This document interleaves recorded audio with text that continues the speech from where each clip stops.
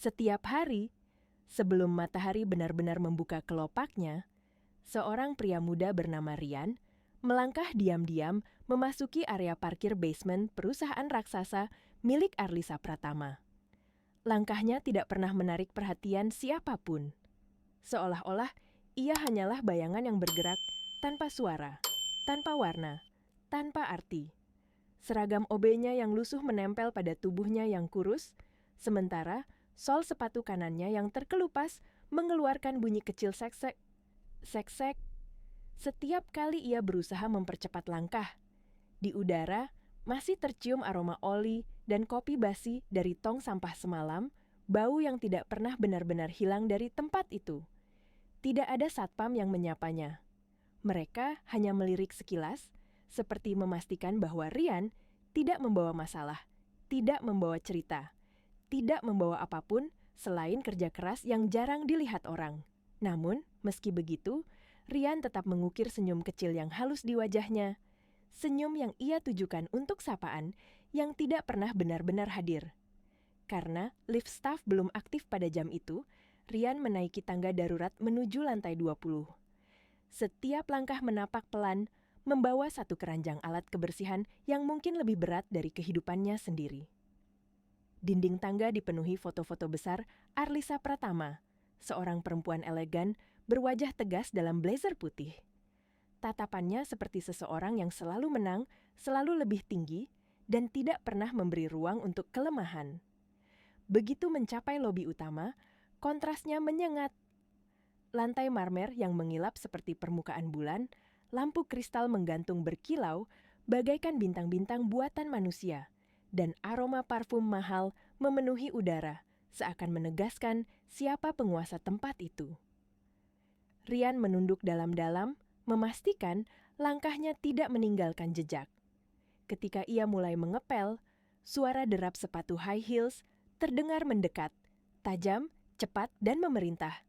Semua staf yang tadi mengobrol langsung berdiri tegak seperti barisan tentara. Arlisa muncul, berjalan lurus, tanpa menoleh ke kanan atau ke kiri.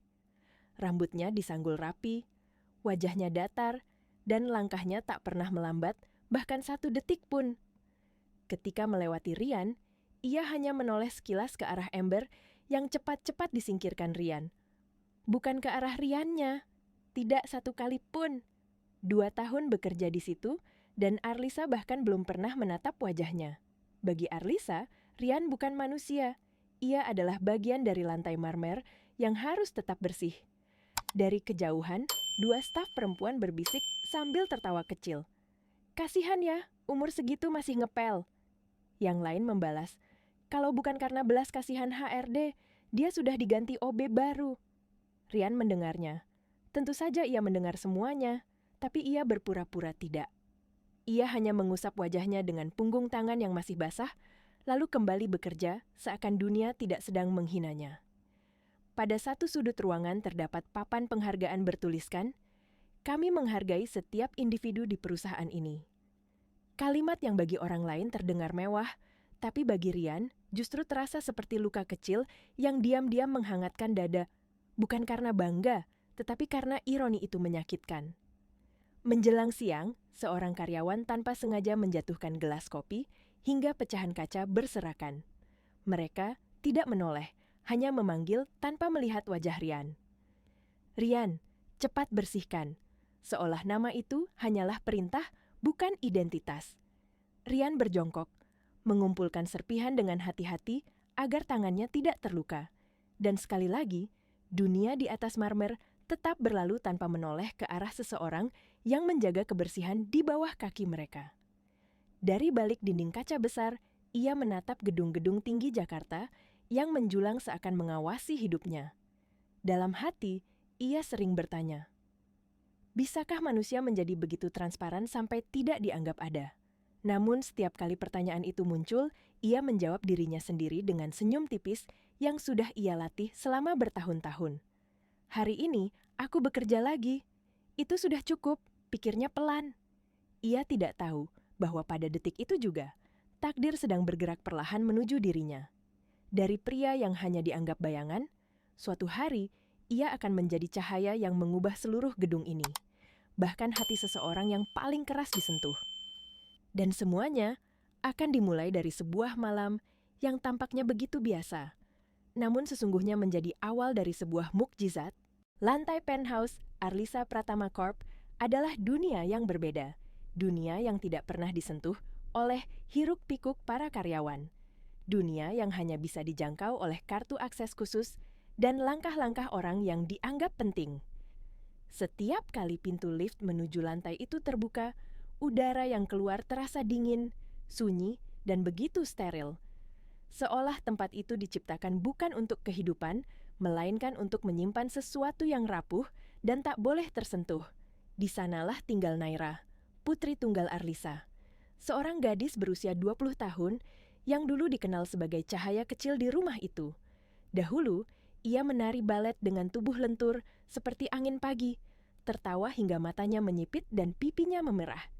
Ia selalu mengisi rumah dengan musik klasik dan wangi bunga yang ia petik sendiri. Tapi semua itu hilang 2 tahun lalu, pada malam hujan yang merenggut kedamaian keluarga itu selamanya. Mobil yang dikendarai ayahnya tergelincir di tikungan. Ayahnya meninggal di tempat. Naira selamat. Tetapi kakinya berhenti merespon untuk selamanya. Sejak hari itu, kamar Naira berubah menjadi museum kehilangan. Kursi rodanya terparkir di dekat jendela besar yang menghadap kota Jakarta. Gedung-gedung raksasa tampak seperti makhluk bisu yang memandangnya tanpa bisa mendekat. Tirai jarang dibuka. Cahaya masuk hanya lewat celah kecil, membuat kamar itu selalu terasa seperti sore yang tidak pernah selesai. Padam, tetapi tidak sepenuhnya gelap. Di meja samping tempat tidurnya ada puluhan botol obat. Beberapa sudah kadaluarsa, namun tidak dibuang, seolah menjadi saksi dari harapan yang pernah hampir menyala, lalu kembali padam. Foto-foto masa lalunya, dirinya dalam gaun balet putih, berputar dengan senyum lebar, membeku dalam bingkai, menjadi kenangan yang terlalu menyakitkan untuk disentuh. Setiap pagi, perawat datang membantunya berpindah posisi. Mereka bicara sopan, profesional, tapi penuh jarak. Mereka takut menyentuh luka yang tidak terlihat. Dan Naira, ia jarang menjawab. Kadang ia hanya mengangguk kecil atau menggeleng. Suaranya seperti ikut lumpuh bersama kakinya. Dokter-dokter terbaik dari Singapura, Jerman, hingga Amerika telah datang. Mereka membawa harapan dengan bahasa medis yang rumit, lalu menghancurkannya dengan kalimat yang sama. Maaf, tidak ada lagi yang bisa kami lakukan. Sejak hari itu, Naira berhenti mencoba. Ia berhenti meminta bantuan, berhenti bertanya, bahkan berhenti menangis. Air matanya seolah telah habis sebelum ia menyerah. Di sisi lain ruangan, jauh di balik semua dinginnya penthouse, ada seseorang yang menyimpan luka yang lebih tua. Arlisa. Ia bukan sekadar CEO yang terkenal tegas dan sombong. Ia seorang ibu yang menyimpan rasa bersalah yang tak pernah diakui siapapun. Setiap kali melihat Naira, ia melihat ulang malam kecelakaan itu. Pertengkaran terakhir dengan suaminya, kata-kata keras yang terlontar tanpa bisa ditarik kembali. Namun bukan pelukan yang ia berikan pada putrinya. Yang ia berikan adalah pekerjaan tanpa henti, keputusan-keputusan dingin, dan tembok tinggi yang tidak bisa ditembus siapapun. Ia memecat karyawan karena kesalahan kecil. Ia memperketat aturan. Ia menolak siapapun yang tidak selevel dengannya. Bukan karena ia sombong sejak awal, tetapi karena itulah satu-satunya cara agar ia tidak hancur. Namun setiap malam saat gedung sunyi, ia duduk diam di samping tempat tidur putrinya. Ia mengelus jari-jari Naira yang dingin dan membisikkan kata yang selalu sama. Ibu di sini, maafkan ibu. Tapi Naira tidak menoleh. Ia menatap kota yang bergerak tanpa dirinya, seolah dunia sudah berjalan terlalu jauh untuk menunggu. Di lantai bawah, ratusan orang berlomba untuk terlihat. Namun, di puncak gedung itu, seorang gadis hidup tanpa satu pun langkah yang bisa ia ambil selama 2 tahun terakhir. Dan tidak ada seorang pun yang tahu bahwa harapan yang hilang itu akan kembali dari tempat yang paling tidak masuk akal. Tidak dari dokter, tidak dari teknologi mahal, tetapi dari seorang pria sederhana yang bahkan tidak dianggap sebagai manusia oleh sebagian orang. Dan saat itu, takdir mengetuk lagi, pelan, tapi tidak untuk ditolak. Gudang di lantai basement adalah salah satu tempat yang jarang sekali mendapat kunjungan. Jika kantor pusat Arlisa Pratama Corp tampak seperti dunia yang berkilau di permukaan, maka gudang itu adalah perut gelap dari gedung tersebut. Sunyi, pengap, dan dipenuhi barang-barang yang dilupakan. Rak-rak besi tua berdiri berderet seperti tulang belulang bangunan. Kardus-kardus lembab menumpuk, dan bau campuran debu, karat, serta cairan pembersih yang mengering memenuhi udara. Biasanya, Rian hanya datang sebentar untuk mengambil pel atau kantong sampah. Tidak pernah lebih, tidak pernah dengan alasan khusus. Namun, siang itu berbeda. Supervisor memintanya merapikan semua barang yang dianggap tidak berguna lagi. Dengan masker kain sederhana di wajah dan tangan yang sudah terbiasa menyentuh kotoran, Rian mulai memindahkan tumpukan kardus satu persatu. Debu berterbangan, membuat tenggorokannya panas dan batuk ringan menggema pelan. Tidak ada yang mendengar, tidak ada yang peduli. Ketika ia memindahkan karung-karung tua di sudut ruangan, sesuatu menarik perhatiannya. Sebuah peti kayu kecil, kulit kayunya gelap dan diselimuti debu tebal. Peti itu tampak asing di antara barang-barang kantor yang kebanyakan modern. Batin Rian tiba-tiba bergetar halus, seperti ada sesuatu yang memanggilnya dari balik waktu yang jauh. Ia mendekatinya perlahan, lutut sedikit gemetar tanpa alasan yang ia pahami. Jemarinya mengusap permukaan kayu itu, menghapus debu, memperlihatkan ukiran halus berbentuk daun dan alur-alur sederhana. Motif tradisional yang amat dikenalnya. Motif yang berasal dari daerahnya dulu. Motif yang hanya dibuat oleh tangan seorang lelaki, ayahnya. Peti itu bukan barang perusahaan. Itulah warisan terakhir yang ia pikir hilang bertahun-tahun lalu ketika mereka pindah ke Jakarta. Warisan yang ia kira sudah lenyap bersama rumah panggung mereka yang dulu hangat dan sederhana. Rian menahan napas saat membuka kunci kecil yang sudah berkarat. Tutupnya berderit pelan, seperti suara masa lalu yang kembali bangkit. Dan begitu udara dari dalam peti keluar, ia tidak sedang berdiri di gudang gelap lagi. Ia seperti kembali ke kampung. Aroma tanah basah setelah hujan, kayu kering, dan wangi dedaunan memenuhi inderanya. Aroma rumah, aroma ayahnya. Di dalamnya ada botol kaca kecil berisi cairan coklat gelap. Aromanya tajam, khas, dan sangat ia hafal. Itu ramuan herbal yang dulu dibuat ayahnya dari akar-akaran hutan. Ramuan yang katanya bisa memperbaiki saraf yang tidur, membangunkan yang lumpuh, membantu tubuh mengingat dirinya sendiri. Di samping botol itu, ada seikat kertas tua berisi tulisan tangan. Catatan pijat saraf tradisional, lengkap dengan diagram tubuh sederhana, garis-garis tekanan, dan pesan kecil di setiap pinggirannya. Tulisan itu miring, sedikit bergetar, namun penuh keteduhan. Tulisan yang ia hafal lebih dari tulisan guru manapun. Sudut mata Rian memanas. Dunia di hadapannya buram oleh ingatan yang tiba-tiba muncul begitu kuat. Ia kembali menjadi anak kecil di beranda rumah panggung, melihat ayahnya memijat tangan warga desa sambil tersenyum. Obati bukan dengan tangan, tapi dengan niat. Itu adalah kalimat terakhir yang ayahnya ucapkan kepadanya sebelum meninggal. Kalimat yang selama ini ia simpan, tetapi tidak pernah benar-benar punya kesempatan untuk digunakan.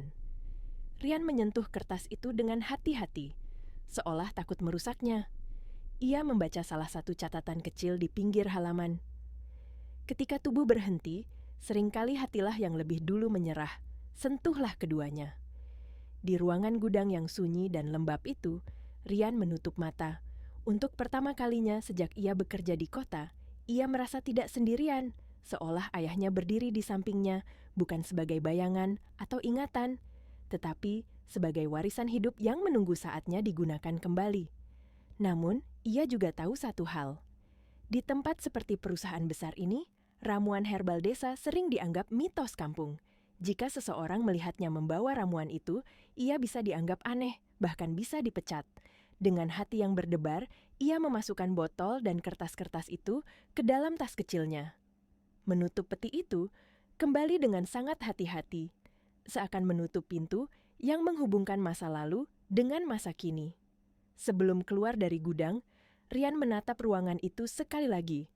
Ada perasaan aneh, lembut, tapi kuat.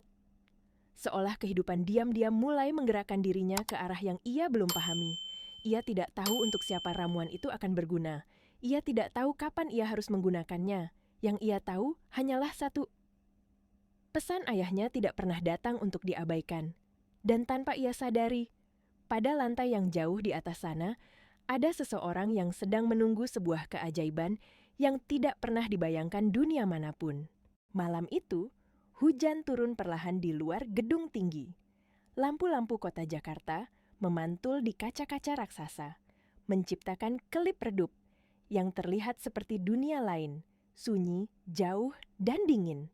Jam menunjukkan sekitar pukul 9 malam ketika sesuatu yang tidak diduga terjadi. Listrik di seluruh lantai atas tiba-tiba padam. Generator cadangan membutuhkan waktu beberapa menit untuk menyala. Selama itu, koridor-koridor megah gelap total.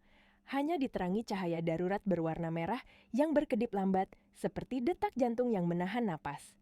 Di tengah kekacauan kecil itu, supervisor memanggil Rian dengan nada panik. "Rian, cepat bawa lilin ke penthouse, perawat di sana panik." Rian terdiam. Suara supervisor itu seperti memotong udara. Ia belum pernah naik ke lantai penthouse sendirian. Biasanya hanya staf khusus yang diizinkan menginjak tempat itu. Namun malam ini, keadaan darurat menghapus aturan. Tidak ada orang lain yang tersedia. Tidak ada yang bisa dipanggil. Hanya dia, seorang OB yang sering tidak dianggap ada. Dengan kotak lilin dan korek di tangan, ia menaiki tangga darurat. Suara langkahnya bergema di lorong panjang, menciptakan gema yang membuat gedung terasa seolah hidup dan ikut mengawasinya. Semakin dekat ke penthouse, udara yang keluar dari celah pintu terasa berbeda, lebih dingin, lebih sunyi, seperti dunia yang menahan setiap suara agar tidak mengganggu seseorang di dalamnya. Ketika ia membuka pintu penthouse, cahaya darurat merah menyapu ruangan besar itu. Koridor terasa panjang, luas dan kosong. Tidak ada suara selain hujan yang mengetuk kaca jendela dan napas Rian sendiri yang ia tahan sesering mungkin. Ia berjalan menuju kamar Naira dengan langkah kecil, hampir takut membuat lantai berderit. Ia mengetuk pelan. Tidak ada jawaban. Pintu tidak terkunci. Rian mendorongnya perlahan, dan pemandangan di dalam kamar membuatnya membeku. Naira duduk sendirian di kursi roda dekat jendela besar yang menghadap kota. Siluet tubuhnya terbentuk oleh cahaya samar dari luar. Rambut panjangnya terurai, menutupi sebagian wajahnya yang pucat. Bahunya bergetar pelan. Ia menangis. Bukan menangis keras, melainkan menangis tanpa suara. Tangis seseorang yang air matanya telah terlalu lama tertahan hingga tidak lagi bisa keluar dengan wajar. Rian terdiam. Ia tidak bermaksud melihat momen itu. Ia ingin mundur, tapi lantai berderit. Suara kecil itu membuat Naira tersentak dan cepat-cepat menyeka air mata dengan punggung tangan, mencoba memasang wajah datar. Wajah yang ia pakai setiap hari untuk menyembunyikan seluruh luka hidupnya. "Ada apa?" Suaranya serak, dingin, tapi lelah. Rian menunduk dalam-dalam. "Maaf, Non, saya hanya membawa lilin. Perawat belum kembali." Ia menyalakan satu lilin. Api kecil itu memancarkan cahaya kuning lembut, membuat kamar yang tadi gelap terasa sedikit lebih hangat, meski hanya setitik. Rian hendak meletakkan lilin itu di meja samping ketika ia melihat jari-jari Naira menggenggam pegangan kursi rodanya terlalu erat. Jemarinya putih, tegang, seperti seseorang yang menahan rasa sakit yang tidak lagi bisa ia lawan sendirian. Rian tertahan. Napasnya pelan. Kata-kata itu keluar begitu natural, lirih, hampir seperti bisikan seseorang yang takut mengganggu udara. "Boleh saya bantu, Non?" Ruangan langsung sunyi. Saking sunyinya, suara hujan terdengar seperti denting kaca. Biasanya, siapapun yang mencoba mendekati Naira tanpa izin akan langsung diusir. Bahkan perawat pun sering menerima tatapan tajam ketika mencoba menyentuhnya. Namun, malam ini berbeda. Mungkin karena gelap membuat pertahanannya melemah. Mungkin karena ia sudah terlalu lelah menghadapi dunia sendirian. Mungkin karena untuk pertama kalinya ia merasa tidak diawasi siapapun. Naira tidak menjawab. Air matanya masih menggenang, tapi ia tidak lagi menutupi. Matanya bimbang, rapuh, tapi tidak menolak. Akhirnya, dengan suara nyaris tak terdengar, ia berkata, "Jangan dekat-dekat, tapi jangan pergi dulu." Kata-kata itu memecah udara. Rian terkejut, tapi ia hanya mengangguk pelan. Ia duduk di lantai, menjaga jarak, tapi tetap berada di dalam ruangan. Hanya ditemani cahaya lilin kecil yang menari lembut di dinding, memantulkan siluet dua manusia yang sama-sama terluka.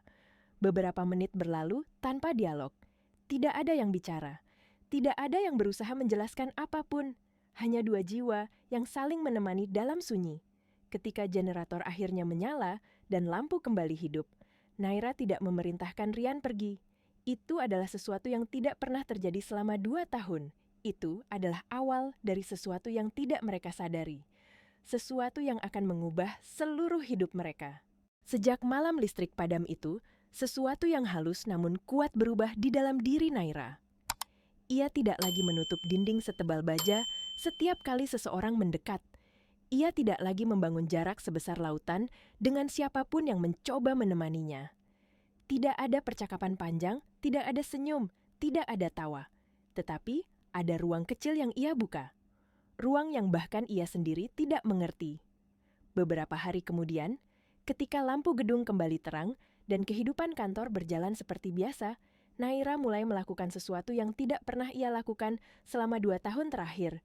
Ia menunggu seseorang. Bukan dokter, bukan perawat, bukan ibunya. Ia menunggu Rian, diam-diam, tanpa meminta, tanpa memanggil, hanya menunggu. Dan entah kenapa setiap 2 atau 3 hari, Rian datang, tanpa suara, tanpa banyak kata. Ia masuk dengan langkah pelan, duduk di tempat yang sama, menjaga jarak seperti malam itu. Mereka hanya berbagi sunyi, sunyi yang anehnya terasa hangat. Seolah ruangan itu tidak lagi menjadi museum kehilangan, tetapi tempat yang mulai bernafas lagi. Namun malam ini berbeda. Langit kembali diguyur hujan. Rintik air mengetuk kaca penthouse seperti irama yang mengingatkan Naira pada malam pertama ia berbicara dengan Rian. Perawat sudah pulang karena Arlisa menghadiri jamuan bisnis di hotel mewah. Penthouse menjadi sangat sepi. Hanya terdengar dengung AC dan suara kota jauh di bawah sana. Ketika Rian masuk, tas kecilnya tampak sedikit lebih berat. Ia membawanya dengan hati-hati, seolah takut ada sesuatu yang berharga di dalamnya. Ia melangkah pelan ke dalam kamar Naira, dan cahaya lampu membuat wajahnya terlihat lebih ragu dari biasanya. Naira menatapnya. Ada bayangan gelap di bawah matanya, tanda bahwa ia lelah secara fisik maupun batin. Tetapi di balik kelelahan itu, ada sesuatu yang lain, ketabahan, dan secercah harapan yang ia coba sembunyikan. "Kau datang," gumamnya pelan, bukan teguran, bukan perintah, hanya pengakuan halus bahwa ia tidak sendirian hari ini. Rian berlutut di lantai berkarpet, menjaga jarak seperti biasa. "Kalau Non tidak keberatan, saya ingin mencoba sesuatu," katanya dengan suara rendah. Tidak menjanjikan apa-apa. Naira menatapnya lama. Matanya mencari sesuatu, mungkin alasan untuk mengatakan tidak, atau alasan untuk mengatakan ya. Ia menoleh sebentar ke jendela, seolah memikirkan sesuatu yang jauh di luar sana. Lalu, ia menarik napas panjang. "Silakan." Rian membuka tas kecilnya. Dari dalamnya ia mengeluarkan botol kaca berisi cairan coklat gelap, ramuan herbal warisan ayahnya. Botol itu ia pegang seolah sedang menyentuh kenangan yang paling ia jaga. Ia menuangkan sedikit ramuan itu ke telapak tangannya. Aroma wangi, tanah basah, dedaunan hutan, dan sedikit getir ramuan tradisional mulai memenuhi ruangan. Aroma yang tidak mewah, tidak modern, namun penuh ketulusan yang tidak bisa dibeli. Dengan gerakan yang sangat hati-hati, ia menyentuh pergelangan kaki Naira. Kulit gadis itu dingin, dingin seperti seseorang yang sudah terlalu lama tidak tersentuh harapan. Rian mulai memijat perlahan, gerakannya lembut, ritmis, menyentuh titik-titik saraf yang diwariskan ayahnya lewat catatan tua. Tidak tergesa-gesa, tidak memaksa. Setiap sentuhan membawa niat dan doa yang tidak diucapkan. Naira menutup mata. Bukan karena nyaman, tapi karena ia takut berharap. Terlalu banyak dokter telah menyentuhnya dengan sarung tangan steril, dengan mesin canggih, dengan janji besar yang hancur berkeping. Tapi sentuhan Rian berbeda. Sentuhan itu manusia, hangat, tidak menjanjikan apapun, tetapi tidak membohongi apapun. Menit pertama berlalu, tidak ada yang berubah. Naira tetap diam. Rian tetap memijat, hujan tetap turun. Menit kedua, jari tangan Naira mulai gemetar kecil, tapi bukan karena sakit. Ia gemetar karena rasa takut yang terlalu sering menghancurkannya. Lalu saat Rian menekan titik di bawah mata kaki, titik yang ayahnya bilang adalah pintu saraf, sesuatu terjadi. Jari-jari kaki Naira, yang selama 2 tahun tidak pernah bergerak, bergetar. Mula-mula kecil, sangat kecil, hampir tidak terlihat. Namun, bagi Naira, getaran itu adalah gempa besar. Ia membuka mata lebar-lebar, napasnya terputus-putus. "Rian, aku..." Suaranya pecah. Gerakan itu muncul lagi. Kali ini lebih jelas. Rian membeku. Ia tidak berani bersuara. Air matanya mulai menggenang, namun ia menahan setiap kata agar tidak merusak keajaiban kecil itu. Namun di tengah keajaiban itu, suara derap high heels terdengar dari lorong. Langkah tegas, cepat, semakin dekat, semakin keras. Naira tersentak. Ketakutan muncul di wajahnya. Rian menarik tangannya cepat-cepat. Pintu kamar mulai terbuka. Dalam detik-detik itu, hanya ada satu hal di mata Naira. Takut kehilangan harapan yang baru ia temukan. Pintu kamar terbuka keras, menciptakan suara yang memantul di seluruh ruangan seperti pecahan kaca. Rian dan Naira sama-sama terkejut. Tubuh mereka menegang seolah tertangkap basah, melakukan sesuatu yang tidak pernah diizinkan.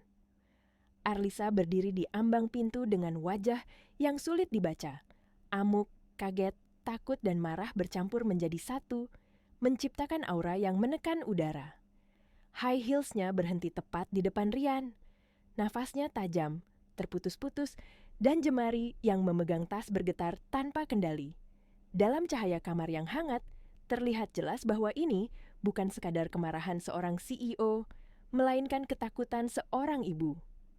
"Apa yang kau lakukan pada anak saya?" Suaranya tajam, menggigit, penuh ledakan, yang selama ini ia bendung. Rian spontan mundur, lalu langsung berlutut sangat rendah, hingga dahinya hampir menyentuh lantai. "Maaf, Bu, saya tidak berniat." "Kau pikir kau siapa?" Arlisa memotongnya dengan suara seperti bilah pisau. "Obi berani menyentuh anak saya. Kau tabib murahan, atau sedang cari sensasi untuk viral?" Kalimat itu menghantam ruangan. Menghantam dada Rian lebih keras daripada teriakan manapun.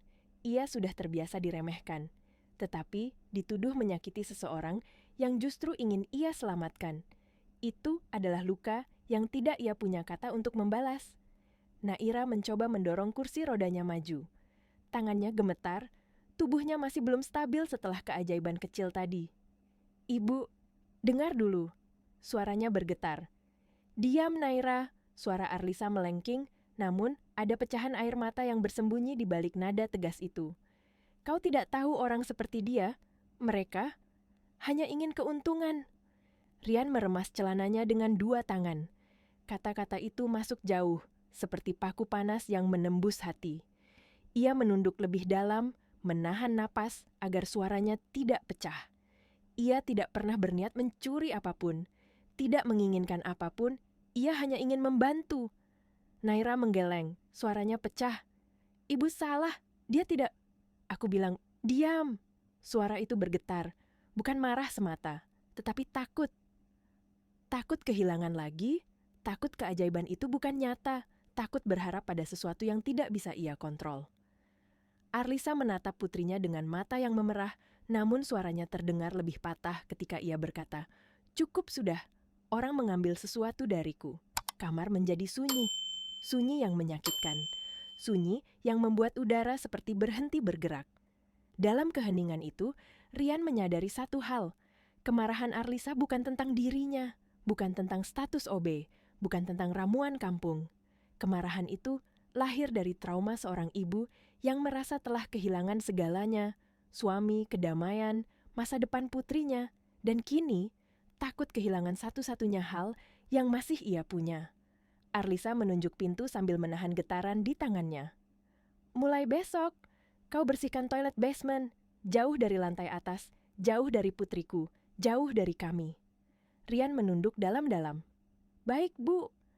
Tidak ada pembelaan, tidak ada protes, tidak ada satupun alasan ia berikan, karena ia tahu, jika ia membalas, jika ia memohon, jika ia membela diri, justru Naira yang akan tersakiti. Naira menahan napas, air matanya jatuh satu persatu. Ibu, jangan lakukan ini. Tolong. Arlisa tidak menjawab. Ia memalingkan wajah, menutup semua perasaan di balik dinding tebal yang ia bangun selama 2 tahun. Ia tidak berani melihat putrinya terlalu lama. Karena jika ia melihat, ia akan runtuh. Rian perlahan berdiri. Tubuhnya gemetar, bukan karena marah, tetapi karena menahan semua yang ia tidak boleh ucapkan. Saat melewati Arlisa, ia berhenti sebentar, bukan untuk menatap, bukan untuk membela diri, hanya untuk mengumpulkan kekuatan agar langkahnya tidak goyah. Pintu tertutup perlahan. Bunyi itu seperti palu hukuman. Di dalam kamar, Naira memeluk dirinya sendiri, tubuhnya bergetar hebat.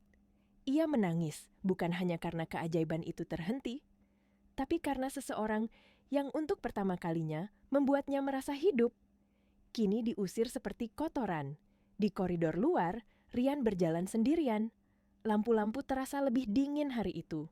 Lantai marmer memantulkan bayangan dirinya yang semakin mengecil. Ia tidak tahu apakah ia melakukan hal yang benar. Yang ia tahu adalah satu hal. Jika harga dari menolong adalah dijauhkan, ia akan menerimanya. Karena niatnya bukan untuk dilihat, tetapi untuk menepati pesan ayahnya. Obati bukan dengan tangan, tapi dengan niat. Dan tanpa disadari oleh siapapun, keputusan Arlisa malam itu tidak menghentikan takdir, justru memulai badai besar yang akan mengguncang seluruh perusahaan. Seminggu berlalu sejak malam ketika Arlisa memisahkan Rian dari penthouse. Sejak diperintahkan kembali ke toilet basement, dunia Rian kembali menjadi sempit.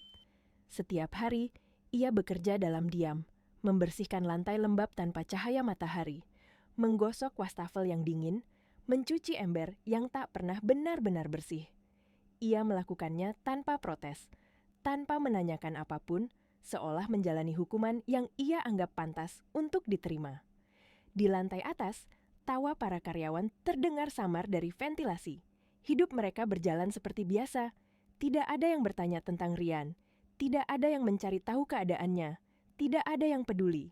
Tetapi di lantai paling tinggi dari gedung itu, di penthouse yang sunyi, ada seseorang yang tidak bisa berhenti memikirkan Rian. Naira. Setiap malam sebelum tidur, ia meraba ujung jari kakinya sendiri. Ia memastikan getaran kecil yang terjadi malam itu bukan mimpi. Ia menatap kakinya lama-lama hingga matanya panas, mencoba mengingat sensasi hidup yang pernah ia rasakan beberapa menit itu, detik-detik yang berarti lebih dari 2 tahun seluruh hidupnya. Ia mencoba memberitahu ibunya tentang perubahan kecil itu, tentang harapan yang ia rasa mulai bangun di dalam tubuhnya. Namun, kata-kata itu tidak sanggup menembus tembok ketakutan yang melingkupi Arlisa. Setiap kali Naira mencoba bicara, Arlisa memotongnya dengan alasan. Jangan, ibu tidak ingin kau kecewa lagi. Maka Naira melakukan hal yang hanya bisa ia lakukan. Ia menunggu. Menunggu saat ibunya pergi. Menunggu perawat lengah. Menunggu kesempatan sekecil apapun. Dan malam itu, kesempatannya datang. Langit kembali hujan. Cahaya kota merembes ke dalam penthouse seperti air mata yang ditahan. Perawat memberi isyarat cepat. Tatapan yang mengatakan bahwa ia memahami sesuatu, namun tidak boleh terlihat sedang membantu. Lalu, perawat itu keluar sebelum Rian datang, meninggalkan ruangan di bawah cahaya lampu yang meredup. Rian masuk beberapa menit kemudian. Langkahnya pelan. Wajahnya tampak lebih lelah dari biasanya, namun mata itu masih memiliki sesuatu yang jernih dan tulus. Ia datang dengan tas kecil berisi ramuan herbal warisan ayahnya, botol kaca yang kini menjadi satu-satunya hal yang menghubungkannya dengan harapan. Naira menatapnya. Matanya berkaca-kaca, namun bukan ketakutan yang ada di sana, melainkan keteguhan. "Kau yakin ingin melakukannya lagi?" Rian bertanya. Naira menarik napas panjang. "Aku tidak ingin hidupku berakhir di kursi ini tanpa mencoba sekali lagi." Kata-kata itu sederhana. Namun itu adalah kata-kata paling jujur yang pernah ia ucapkan sejak kecelakaan. Tanpa banyak bicara, Rian berlutut. Ia menuangkan sedikit ramuan itu ke telapak tangannya dan menghangatkannya. Aroma herbal itu mengisi kamar, membawa kembali wangi kampung, hujan, dan dedaunan hutan. Aroma kehidupan sederhana yang dahulu ia tinggalkan. Dan pijatan itu dimulai lagi. Tidak terburu-buru, tidak memaksa, tidak berharap lebih. Hanya sentuhan lembut seorang pria yang mencoba menepati pesan ayahnya, menyentuh tubuh dan hati sekaligus. Naira menggigit bibir bukan karena sakit, tetapi karena takut harapan itu terlalu besar. Ia telah hidup dalam kegelapan begitu lama hingga cahaya kecil pun terasa seperti ancaman. Namun ia tetap diam, ia tetap kuat. Menit pertama berlalu, menit kedua. Jari-jarinya mulai bergerak. Kali ini lebih kuat, lebih nyata. Seperti saraf yang sudah lama tidur, akhirnya mengingat tugasnya. "Kalau terasa tidak nyaman, bilang ya," bisik Rian. Naira menggeleng, napasnya gemetar. Aku bisa merasakannya." Rian menggeser tangannya ke betis, memberi tekanan lembut pada titik-titik tertentu. Tubuh Naira merespon seperti kabel yang kembali dialiri listrik. Lalu, saat pijatan terakhir diberikan di belakang lutut, sesuatu yang luar biasa terjadi. Naira merasakan berat tubuhnya. Ia merasakannya. Untuk pertama kalinya dalam 2 tahun, tangannya meraih sandaran kursi roda. Ia mendorong tubuhnya perlahan ke depan. "Rian," suaranya hampir tidak terdengar. "Pegangi kursinya, pelan-pelan saja." Rian refleks berdiri, siap menahan tubuh itu jika jatuh. Naira menekan telapak kakinya ke lantai. Awalnya hanya getaran, lalu lututnya terkunci, dan dalam gerakan yang tampak mustahil, Naira berdiri, tegak. Walau gemetar, walau hanya beberapa detik, air matanya langsung pecah. Tidak 1 atau 2 tetes, tapi seperti bendungan yang hancur. "Aku berdiri, Rian, aku berdiri." Suaranya pecah. Rian menutup mulut dengan tangan. Matanya berkaca-kaca. Ia tidak percaya bahwa ia sedang menyaksikan keajaiban yang bahkan dunia modern tidak bisa memberikan. Namun, pintu penthouse terbuka. Langkah high heels terdengar mendekat. Arlisa berdiri di ambang pintu, terdiam. Wajahnya hancur oleh keterkejutan. Ia melihat 2 hal sekaligus. Putrinya berdiri, dan Rian berada di sampingnya. Dalam detik hening itu, hidup mereka bertiga berubah selamanya. Keajaiban itu tidak bertahan sebagai rahasia lebih dari 2 hari. Meskipun Rian dan Naira mencoba menyembunyikannya, meskipun Arlisa berusaha menguburnya dalam-dalam di antara rasa takut dan harga dirinya, dunia terlalu besar, dan kabar terlalu cepat untuk dikendalikan oleh siapapun. Awalnya, hanyalah satu perawat yang melihat Naira berdiri beberapa langkah dengan bantuan Rian. Perawat itu membeku. Matanya melebar, napasnya tercekat. Ia mematung begitu lama hingga detik terasa seperti menit. Dan ketika akhirnya ia pulang malam itu, wajahnya masih pucat seperti baru menyaksikan sesuatu yang tidak masuk akal. Ia berjanji tidak akan mengatakan apapun. Namun bisikan kecil selalu menemukan telinga lain. Bisikan itu menjalar perlahan, seperti arus listrik yang merambat di balik dinding, dari penthouse ke ruang rapat direksi, ke pantry para karyawan, hingga meja resepsionis. Semua orang tiba-tiba ingin tahu. Semua orang tiba-tiba bercerita. Putri Arlisa bisa berdiri, 2 tahun lumpuh, sekarang bisa jalan.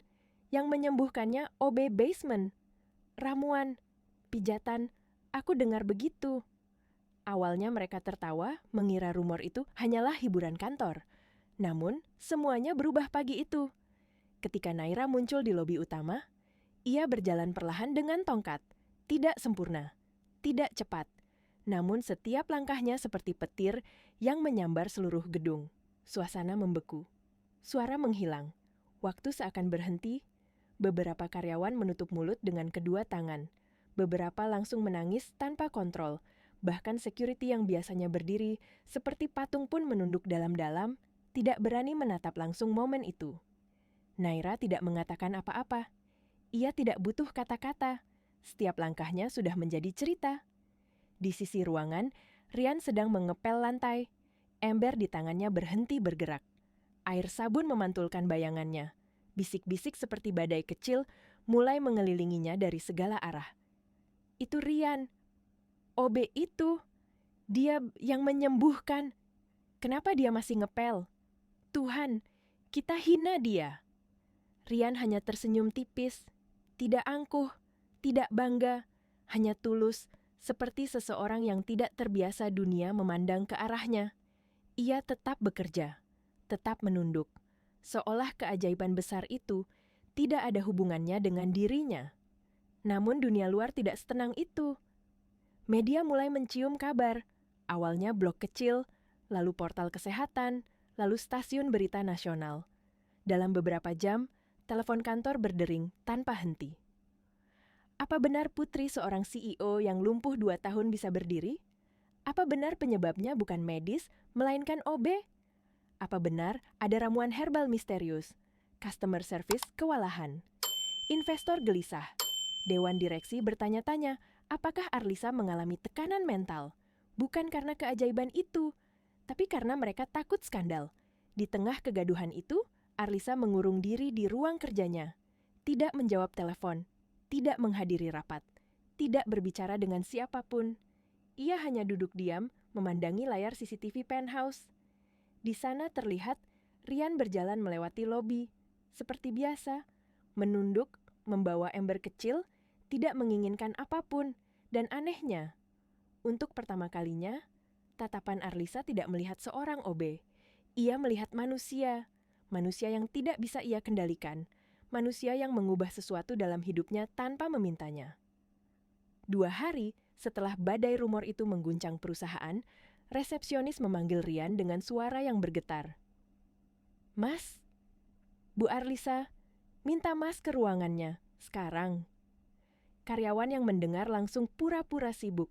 Tidak ada yang berani menatap Rian. Semua tahu. Dipanggil ke ruang CEO berarti 2 hal, promosi besar atau kehancuran. Rian mengusap tangannya yang masih basah karena cairan pembersih, lalu berjalan menuju lift. Setiap langkah terasa seperti menuju ruang sidang yang ia tidak pernah siap hadiri. Di lantai tertinggi, koridor tampak sunyi dan luas. Karpet tebal meredam suara langkahnya, membuatnya merasa seolah berjalan di dunia yang bukan miliknya. Di depan pintu kaca bertuliskan Arlisa Pratama, CEO. Rian berhenti. Ia menunduk, lalu mengetuk perlahan. Masuk. Suara itu berbeda. Tidak setajam biasanya. Tidak selambut biasanya. Ada getar yang tidak bisa disembunyikan. Rian masuk. Arlisa berdiri membelakangi meja, menatap keluar jendela gedung tinggi yang membuat Jakarta tampak seperti titik-titik kecil tanpa arti. Ia tidak menoleh. Ia hanya berkata pelan, "Duduk." Rian duduk. Tangannya saling menggenggam erat, siap menerima apapun. Namun apa yang terjadi? Jauh dari dugaan. Arlisa mulai bicara, dan kata-kata pertamanya bukan kemarahan, bukan ancaman, bukan perintah, tetapi pengakuan. Pengakuan seorang ibu yang selama ini terpenjara oleh rasa bersalah. Perlahan, ia berkata, "Aku tahu apa yang orang-orang bicarakan. Mereka pikir aku marah karena harga diri, karena perusahaan terguncang. Tapi sejak hari itu, aku tidak lagi peduli apapun yang hancur." Ia menarik napas panjang, seperti seseorang yang sudah terlalu lama memikul beban tak terlihat. Karena aku sudah kehilangan semuanya. Bahkan sebelum kejadian ini dimulai. Ia lalu mulai bercerita tentang malam kecelakaan, tentang pertengkaran, tentang rasa bersalah yang membunuhnya setiap hari. Dan Rian duduk diam, mendengarkan. Tanpa menilai, tanpa menyela. Di ruangan kaca setinggi langit itu, dua dunia yang seharusnya tidak pernah bertemu, akhirnya bertemu di garis yang sama. Arlisa dengan luka yang ia kubur, Rian dengan keikhlasan yang ia bawa. Dan tanpa mereka sadari, ini bukan akhir dari kisah. Ini pintu menuju perubahan besar. Pagi itu, taman perusahaan tampak berbeda dari hari-hari sebelumnya. Biasanya, tempat itu hanyalah ruang hijau kecil yang dilewati para karyawan tanpa benar-benar diperhatikan. Namun pagi ini, udara seolah menahan napas. Matahari tidak terlalu terang, tidak terlalu redup. Cahayanya tepat di antara dua dunia, seolah tahu bahwa sesuatu yang sakral akan terjadi. Perawat mendorong kursi roda Naira keluar dari lift kaca yang mengarah ke taman. Beberapa karyawan yang sedang lewat spontan berhenti. Mereka mengira Naira datang hanya untuk menghirup udara segar, seperti rutinitas pagi pada umumnya. Tidak ada yang siap untuk apa yang akan mereka saksikan. Naira menatap tanah di bawah kursi rodanya. Lalu ia menatap kedua kakinya. Kemudian ia menatap perawat di sampingnya. Tangan kecilnya menggenggam sandaran kursi, gemetar tapi mantap. "Bantu aku berdiri." Suara itu pelan, tetapi tegas. Perawat tersentak. "Nona yakin?" Tanya itu lebih seperti bisikan ketakutan daripada pertanyaan. Naira mengangguk. Dan untuk pertama kalinya setelah 2 tahun, senyum kecil muncul di wajahnya. Senyum yang lama hilang, senyum yang pernah menjadi cahaya di rumah itu. "Aku sudah terlalu lama duduk," jawabnya. Perawat menahan napas. Ia membantu Naira perlahan. Naira menekan telapak kakinya ke tanah. Otot betisnya menegang, lututnya gemetar. Namun, ia berdiri. Perlahan, tegak, dengan tubuh yang masih rapuh, tetapi dengan keberanian yang tidak pernah ia miliki sebelumnya. Udara tersedot serempak. Beberapa karyawan menutup mulut, beberapa menangis terbuka, beberapa jatuh berlutut tanpa suara. Dunia terasa berhenti sejenak. Naira mengambil langkah pertama. Satu langkah kecil, tetapi bagi semua orang, langkah itu terasa seperti kejutan dari langit. Langkah kedua lebih stabil. Langkah ketiga membawa harapan mengalir ke seluruh taman, membawa kehidupan ke ruang yang selama ini sunyi. Ia berjalan perlahan di antara pohon-pohon kecil. Rambutnya tertiup angin lembut, dan untuk sesaat, ia tampak seperti gadis yang kembali menemukan tarian pertamanya setelah kehilangan panggung kehidupan. Di kejauhan, seseorang berdiri diam, nyaris tersembunyi di balik pepohonan. Rian. Ia tidak memakai seragam OB hari itu. Supervisor menyuruhnya tinggal di basement, tetapi ia melanggar bukan untuk mendapatkan pujian, tetapi karena ia ingin memastikan bahwa Naira tidak sendirian pada hari paling penting dalam hidupnya. Ia mengenakan masker kain sederhana untuk menyembunyikan wajahnya agar tidak ada yang menyadari ia ada di sana.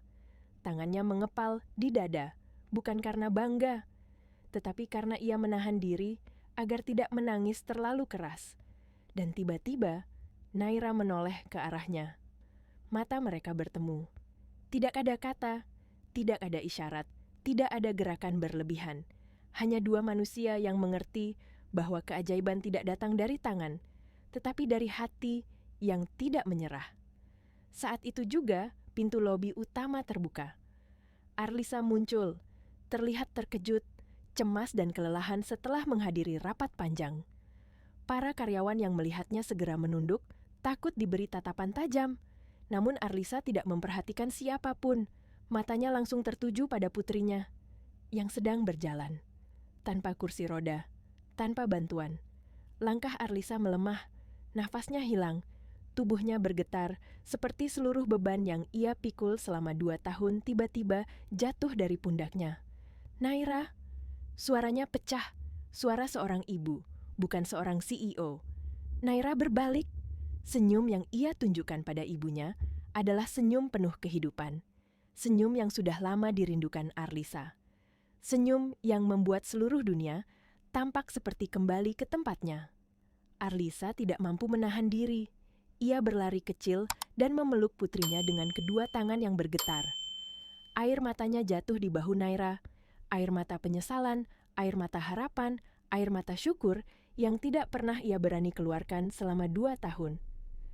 "Terima kasih sudah kembali, Nak," bisiknya. Suara itu pecah oleh luka yang akhirnya menemukan obatnya. Naira memeluk balik, lembut, penuh cinta. "Aku tidak pernah pergi, Ibu. Hanya tersesat." Arlisa menutup mata, lalu menambahkan pelan dengan suara yang hanya bisa didengar Naira. "Dan terima kasih pada dia yang kau percayai." Dari kejauhan, Rian menunduk, lalu mundur selangkah, tidak ingin mengganggu momen itu, tidak ingin terlihat, tidak ingin dipuji. Baginya, cukup melihat cahaya itu kembali ke wajah yang dulu hilang. Ia berbalik, hendak pergi. Namun, sebelum ia menghilang di balik pepohonan, Naira melihat bayangan tubuhnya menjauh, ia tersenyum. Senyum paling tulus yang pernah muncul di wajahnya sejak kecelakaan. Karena ia tahu, ada seseorang yang mengembalikan hidupnya tanpa meminta apapun sebagai balasan, tanpa meminta nama, tanpa meminta tempat, tanpa meminta diingat. Dan pada hari itu, seluruh perusahaan akhirnya mengerti. Keajaiban bukan datang dari harta, jabatan, atau kekuasaan. Keajaiban datang dari seseorang yang selama ini mereka remehkan. Orang yang bekerja dalam diam, orang yang berjalan tanpa suara, orang yang mengubah dunia tanpa diketahui. Rian. Sejak hari Naira berjalan di taman, dunia di dalam Arlisa Pratama Corp tidak pernah sama lagi. Perubahan yang awalnya tak terlihat, perlahan merembes ke setiap sudut gedung, ke setiap ruang rapat, ke setiap relung hati orang-orang yang sebelumnya tak pernah peduli. Terutama bagi Arlisa. Ia mulai memperhatikan hal-hal kecil yang selama ini dianggap tidak penting. Siapa yang datang paling pagi? Siapa yang bekerja tanpa keluhan? Siapa yang tidak pernah menuntut penghargaan? Dan nama itu selalu muncul tanpa ia cari, Rian. Pada awalnya, ia mencoba menepis. Ia berpura-pura bahwa ketenangan yang muncul setiap kali melihat Rian hanyalah efek syukur atas kesembuhan putrinya. Namun, semakin ia berusaha mengabaikan, rasa itu justru semakin kuat. Bukan perasaan aneh yang mengganggu, melainkan rasa hormat, rasa terima kasih, dan sesuatu yang jauh lebih dalam dari sekadar penghargaan. Suatu sore, Arlisa turun ke basement tanpa memberitahu siapapun. Para karyawan terkejut melihat seorang CEO turun ke lantai yang bahkan tidak pernah diliriknya sebelumnya. Basement terasa lebih kecil hari itu, lebih pengap, namun juga lebih jujur. Di ujung koridor, Arlisa melihat Rian sedang mengganti lampu rusak. Ia berdiri di atas bangku kecil yang hampir patah, tapi tetap bekerja dengan ketelitian yang sama seperti biasa. Seperti seseorang yang yakin bahwa setiap pekerjaannya, sekecil apapun, harus dilakukan dengan sepenuh hati. Dan hal itulah yang membuat Arlisa terdiam. "Kenapa kau masih di sini?" tanyanya pelan. Rian hampir terjatuh saking kagetnya, lalu turun cepat dari bangku dan menunduk. "Maaf, Bu, tugasnya belum selesai." Arlisa menghela napas, tetapi nada suaranya berbeda. Tidak lagi keras, tidak lagi berjarak, melainkan lembut seperti seseorang yang baru belajar berbicara dari hati. "Aku sudah memerintahkan supervisor memindahkanmu kembali ke lantai utama." Rian terkejut. "Saya tidak tahu, Bu." Arlisa menatapnya lama. "Kau tidak perlu terus bersembunyi seolah kau melakukan kesalahan." Rian menunduk lebih dalam.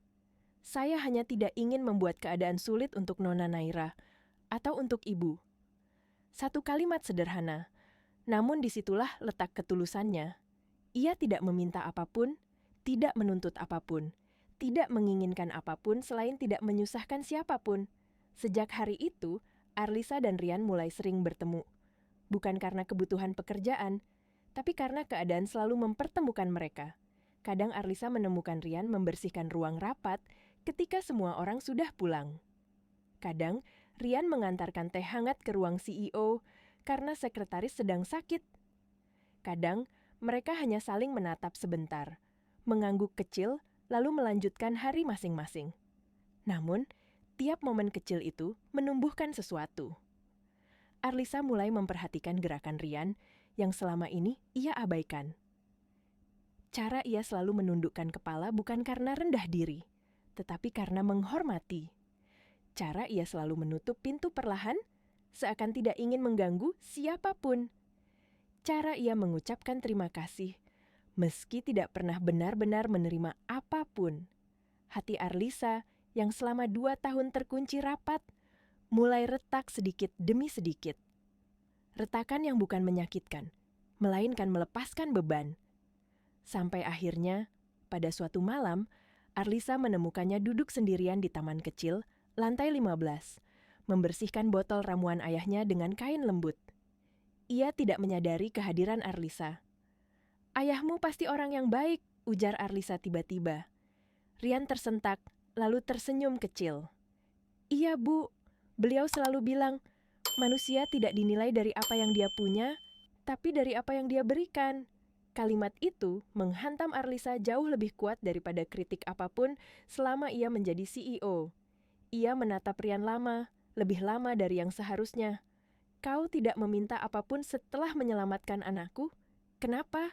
Rian menatap tanah. "Kalau niat dibayar, Bu, namanya bukan niat lagi." Dan disitulah hati Arlisa yang selama ini keras akhirnya pecah. Tidak hancur, tetapi terbuka.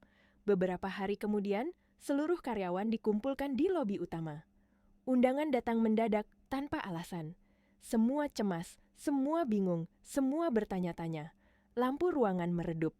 Logo perusahaan muncul di layar, dan Arlisa berjalan masuk. Namun bukan Arlisa yang mereka kenal. Wajahnya lebih lembut, lebih manusia.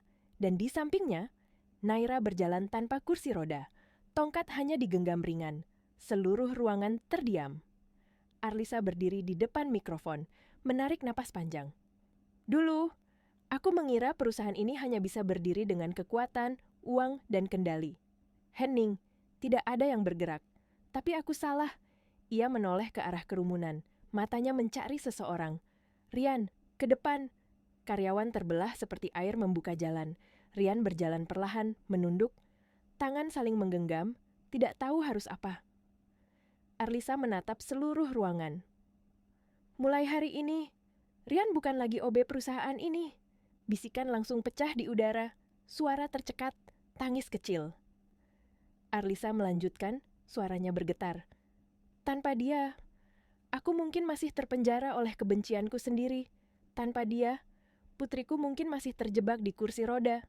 Tanpa dia, aku mungkin tidak pernah belajar menjadi manusia kembali." Rian segera menunduk. "Bu, saya tidak pantas." Arlisa melangkah 1 langkah mendekat, dan dengan suara yang membuat seluruh dunia berhenti bergerak, ia berkata, "Dan jika kau bersedia, aku ingin kau menjadi bagian dari hidupku." Ruangan membeku. Tidak ada yang bernapas. Naira tersenyum, matanya berbinar. Rian terisak pelan, menahan emosi yang tidak pernah ia izinkan hadir. Ia menatap Arlisa. Dan dengan suara sendu namun jelas, ia berkata, "Saya bersedia, selama ibu tidak meminta saya berubah menjadi siapapun selain diri saya sendiri." Arlisa menutup mata, menahan haru, lalu tersenyum. "Itu justru alasan kenapa aku memilihmu." Dan untuk pertama kalinya dalam sejarah gedung itu, tepuk tangan tidak meledak dengan keras. Justru hening panjang yang sakral, yang lebih agung daripada sorakan apapun. Karena semua orang menyadari, hari itu bukan tentang promosi, bukan tentang jabatan, bukan tentang perusahaan. Hari itu adalah bukti bahwa kadang yang mengubah takdir bukanlah yang paling kuat, melainkan mereka yang tetap baik meski dunia meremehkan.